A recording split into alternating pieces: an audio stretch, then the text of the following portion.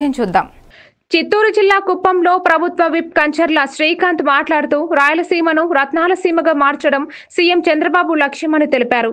Kuppam MPDO కార్యాలయంలో మీడియాతో మాట్లాడుతూ హంద్రీనీవా కాలువ ద్వారా వచ్చిన నీటితో పరమ సముద్రం చెరువులో ఈ నెల 30న సీఎం చంద్రబాబు జలహారతి ఇవ్వనున్నారని వెల్లడించారు. దీంతో కుప్పం నియోజకవర్గ ప్రజల చిరకాల కోరిక నెరవేరబోతోందని ఆయన హర్షం వ్యక్తం చేశారు.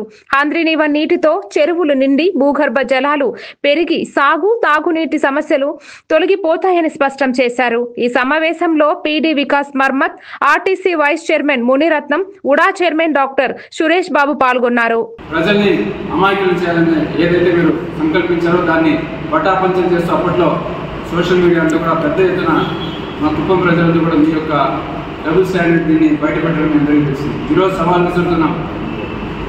నారా చంద్రబాబు నాయుడు గారు వచ్చి నీళ్లు వచ్చి వదిలి వెళ్ళిన తర్వాత కూడా నెల రోజుల తర్వాత కూడా మీరు చూస్తే కుప్పం నియోజకవర్గ పరమ సముద్రంలో కృష్ణమ్మ నీరు ముమ్మాటికి ఉంటుందని చెప్పేసి మీ అందరికీ తెలియజేస్తాం. సవాల్ విసురుతున్నాం వైసీపీ నాయకుడికి, పెద్దిరెడ్డి గారికి, జగన్మోహన్ రెడ్డి గారికి. మీరు వచ్చి ఇది ఉత్తి నీరు నిరూపించగలిగితే రాజకీయాల నుంచి అందరం కూడా తప్పుకుంటామని చెప్పి సందర్భంగా మీకు తెలియజేస్తాను. న్యాయం చేకూర్చేటటువంటి కార్యక్రమాన్ని చంద్రబాబు నాయుడు గారు ప్రారంభించబోతున్నారు. మనం గంగని భూమి మీదకి తెచ్చిన భగీరథుడి గురించి చెప్పుకుంటూ ఉంటాం. భగీరథ ప్రయత్నం అంటారు. ఏదైనా ఉదాహరణ చెప్పాలంటే భగీరథ ప్రయత్నం అంటారు. అంటే అంతా కష్టపడి భగీరథుడు గంగని భూమి మీదకి తెచ్చాడని. కానీ ఇది భగీరథ ప్రయత్నం కన్నా గొప్ప ప్రయత్నం అని చెప్పనేసి మేము భావిస్తూ ఉన్నాం 100%.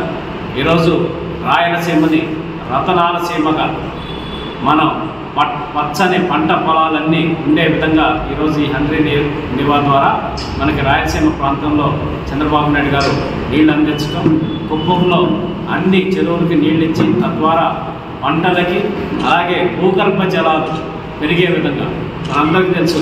ఈరోజు బోర్ పాయింట్స్ అన్నీ చూస్తుంటే గుడిపల్లి అయితే 1700 అడుగులకు వెళ్ళినా కూడా మనకు నీళ్లు పడినటువంటి పరిస్థితులు చూస్తూ ఉన్నాం. మిగతా మండలాల్లో కూడా 1200, 1000 అడుగులు పోతే కూడా నీళ్లు దొరకనటువంటి పరిస్థితి చూస్తున్నాం.